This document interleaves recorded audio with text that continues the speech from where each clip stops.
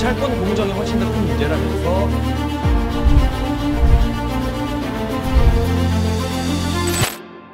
시사평론가 장예찬입니다. 오늘의 팩트는 이번 4.7 재보궐선거에서 승리를 거둔 국민의힘이 과연 이대로 샴페인을 터트려도 되는지, 이 압승의 여세를 몰아 정권 교체가 사실상 확실해진 것인지 한번 알아보는 시간을 가지도록 하겠습니다.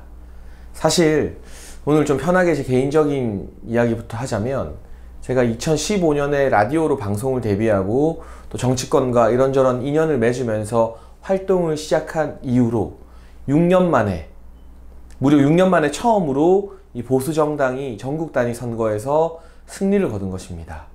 2016년 총선, 2017년 대선, 2018년 지방선거, 그리고 2020년 총선까지 4번이나 연달아 뼈아픈 패배를 당했었기 때문에 저도 알게 모르게 이렇게 이 여당이, 민주당이 지배하는 세상에서 방송 활동을 하면서 쌓인 감정들이 좀 많았던 것 같아요. 아마 시청자 여러분도 마찬가지이실 것 같은데, 그래서 방송 3사의 출구조사 결과가 발표되는 순간 저도 모르게 큰 소리로 환호성을 지르면서 주먹을 불끈 쥐었습니다. 그리고 좀 부끄러운 말이지만 울컥하면서 눈물이 조금 나더라고요. 제가 그동안 여러 방송에서 많은 압력에도 불구하고 문재인 정부의 이 폭정, 잘못된 것들, 오만함, 독선, 부동산 정책과 청년 정책의 실패 등을 지적했던 것이 마냥 헛된 일만은 아니었구나 하는 생각이 들었습니다. 그런데 말이죠, 그럼에도 불구하고 우리가 마냥 기뻐하고 이 축제 분위기를 즐겼던 건 어젯밤으로 끝나야 되는 것 같습니다. 오늘부터는 다시 신발끈을 고쳐 매고 진짜 정권 교체, 1년짜리 시정 교체가 아니라 5년짜리 정권 교체, 나아가서 2022년에는 대선 이후에 또 본선거, 지방선거가 열립니다. 그리고 2024년에는 22대 총선이 있습니다. 이 2024년의 총선까지도 완벽하게 압승을 해야만 비로소 진정한 의미의 정권 교체를 했다고 할 수 있는 겁니다. 그렇기 때문에 혹여나 들뜬 이 분위기에 제가 오늘은 찬물을 좀 끼얹어야 될 것 같습니다. 사실 일부 국민의힘 국회의원들은, 또 전직 의원들은 벌써부터 정권 교체된 것처럼 어깨에 힘이 들어간 것 아니냐는 제보가 선거 결과 나오기 얼마 전부터 방송가에서 여러 작가들이나 기자들을 통해서 제가 접하고 있었습니다. 물론 분석을 해보자면 이번에는 서울시 25개구 모두에서 오세훈 후보가 승리를 했고요. 세대적으로도 유독 도드라진 이 40대를 제외하고는 20대가 완전히 돌아섰다. 그래서 아래로는 20대가, 위로는 60대 이상이 이 40대를 양 사이드에서 공격하는 그러한 이 세대별 지지의 형태가 만들어졌고, 캐스팅 보트 성향을 지닌 30대와 50대는 20대와 60대 이상의 대세 여론에 편승하는 모습을 보여줬습니다. 세대적으로 40대가 완전히 고립된 것이죠. 그러나 그럼에도 불구하고 제가 위기론을 말하는 이유가 바로 따로 있습니다. 2020년 총선의 투표율은 68%였습니다. 그러나 이번 재보궐선거의 투표율 아주 높았지만 58%였죠. 이 10%가 서울로 치면 84만 표 정도가 됩니다. 그런데 이번에 대승을 거뒀지만 오세훈 이 당선자 그리고 박영선 후보의 표 차이는 87만 표였습니다.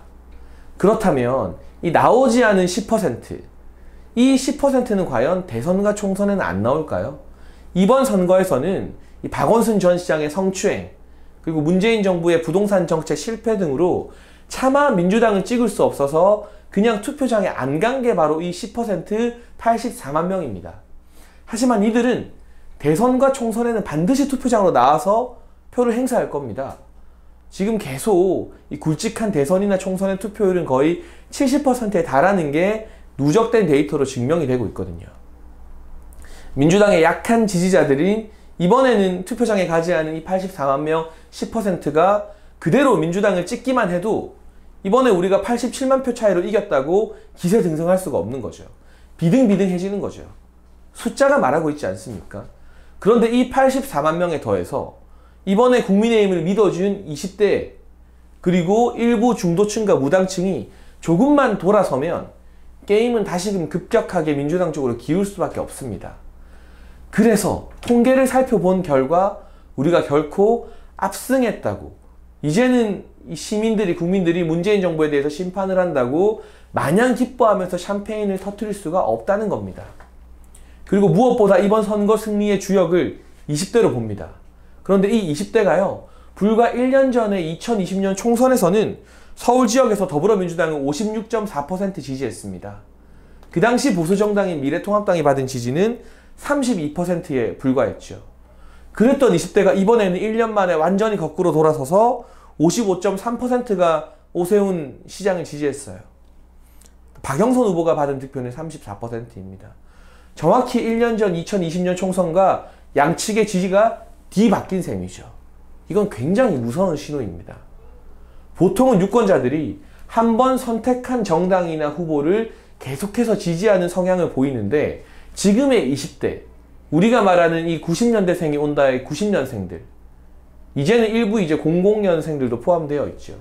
소위 말하는 Z세대, 이 G세대는 본인들의 판단에 따라서 얼마든지 지지하는 정당을 겨우 1년 사이에 완전히 180도 바꿀 수도 있는 세대라는 거죠. 이 말은 무슨 뜻입니까? 1년 뒤의 대선에서 지금은 압도적으로 국민의힘을 지지해주는 20대가 다시 2020년 작년 총선처럼 50% 이상이 민주당으로 돌아설 가능성도 배제할 수 없다는 뜻입니다. 그런데 지금 서울시의 상황을 보면 시의회, 시의원 109명 중에 101명이 더불어민주당 소속입니다.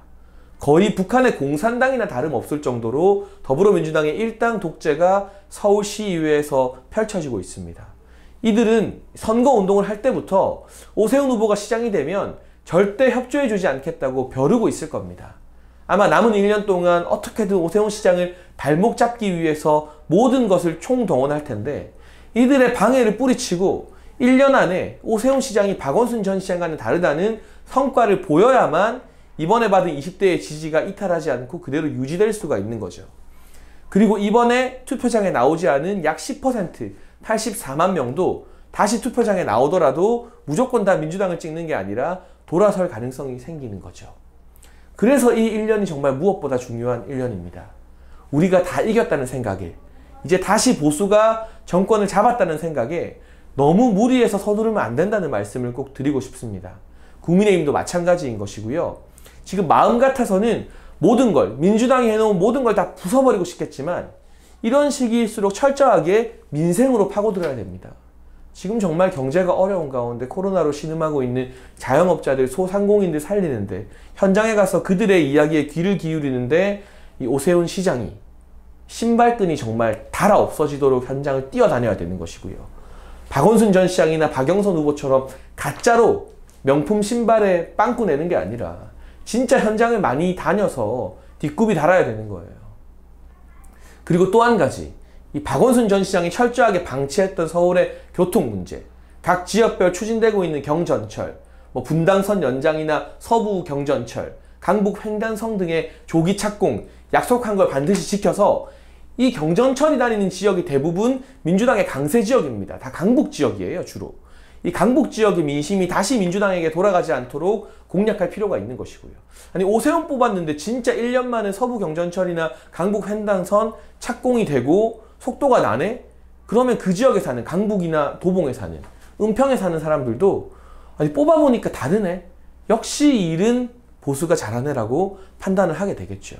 또 부동산 문제, 약속한 공약을 철저히 지켜서 이번에 압도적인 투표율과 몰표를 몰아준 강남 3구와 노원구, 목동이 있는 양천구의 주민들에게 정책으로 보답할 필요가 있는 겁니다.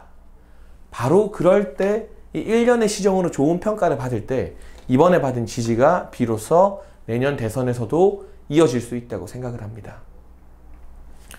여러분, 우리의 목표는 철저하게 정권 교체가 되어야 하는 것이고요. 이 정권 교체라는 게 단순히 2022년 대선만으로 끝나는 게 아니라 대통령이 바뀌어도 국회를 장악한 180석을 가진 이 더불어민주당 전체를 드러내지 않으면, 결국 2024년 총선에서까지 계속해서 승리하지 않으면 이들은 사사건건 새로 바뀐 대통령의 발목도 잡겠죠. 그리고 아마 개헌을 추진해서 대통령의 권한을 완전히 빼놓으려고 할 수도 있습니다. 이런 사태를 방지하기 위해서는 지금 들떠서 샴페인을 터뜨리고 마치 우리 세상이 된 것처럼 점령군처럼 굴어서는 절대 안 된다. 더욱 낮고 더욱 신중한 자세로 정책으로 민생으로 보답하면서 내년까지 또는 2024년까지 계속해서 우리가 유능하다, 보수가 유능하다는 인식을 국민들에게 다시 한번 심어줄 필요가 있다는 생각이 듭니다. 제가 어제 아침 9시부터 밤 12시까지 6개 정도의 방송을 했는데 마지막 방송이 KBS 1라디오의 개표 방송이었습니다. 밤 10시부터 12시까지였고요. 다른 것도 아니고 지금 완전히 민주당 쪽으로 기울어져서 망가진 이 공영방송, 수신료의 가치를 국민들에게 제대로 납득시키고 있지 못하는 KBS에서 국민의힘의 압승 소식을 전하면서 얼마나 통쾌했는지 몰라요. 하지만 그 통쾌한 마음은 저도 어제 자정부로 12시가 땡 하는 순간 다 접어뒀습니다. 아직까지 우리가 처한 현실이 너무나 어렵습니다. 녹록지 않습니다. 서울시의회 마찬가지죠. 국회 마찬가지죠. 구청장 24개 구청장들이 오세훈 시장에게 협력을 하겠습니까? 서울을 잡아야 대선을 잡을 수 있는데 남은 1년의 이 과제 동안 우리의 그동안 지난 4년 정말 억울하고 원통하고 분했던 마음들을 꾹꾹 눌러 담으면서 정권 교체까지 철저하게 실력으로 승부하겠다. 서두르지 않겠다. 빨리 가다가 국민들 앞에서 다리가 꼬여서 넘어지는 민주당이 했던 저 무차별적인 개혁이라는 이름을 빙자한 모든 것을 다 국가의 기틀을 들어엎는 그런 짓을 우리는 반복하지 않겠다는 걸 보여줘야 될 필요가 있기 때문에 샴페인을 터뜨릴 때가 아니라 지금 오히려 냉정하게 찬물을 끼얹을 때다. 그리고 국민의힘도 국민의힘이 잘해서 이런 결과가 나온 게 아니라고 말은 하지만 일부 의원들이 그렇게 말은 해도 뒤로는 벌써 대선을 이긴 양, 총선에서도 이길 수 있는 것처럼 이 기세 등등한 의기양양한 모습들을 보이게 된다면 국민들이 다시 심판하겠죠. 이번에 정말 열심히 도와준 국민의당 안철수 대표, 또 중도진영의 금태섭 전 의원, 또 장외에서 정말 말도 못할 힘을 실어준 윤석열 전 총장 등에게 국민의힘이 겸손한 자세로 문호를 대방해야 됩니다. 이제 우리가 이겼으니까 국민의힘으로 들어와. 그럼 우리가 받아줄게. 이렇게 턱을 들고 위에서 아래로 내려다보면 안 되는 거예요. 더 낮은 자세로 문을 열 때 중도보수 대연합이 이뤄지고 그러한 중도보수 대연합이 이번에 오세훈과 안철수의 아름다운 단일화처럼 국민들에게 감동과 기대감을 주면서 정권교체의 불씨가 될 수 있다는 말씀. 결국 오늘의 팩트. 국민의힘은 보수 야권은 결코 샴페인을 터뜨릴 때가 아니라는 말씀을 다시금 전해드리면서 저는 다음 시간 또 다른 팩트로 계속해서 진정한 의미의 정권교체가 완성될 때까지 여러분과 함께 싸우겠습니다.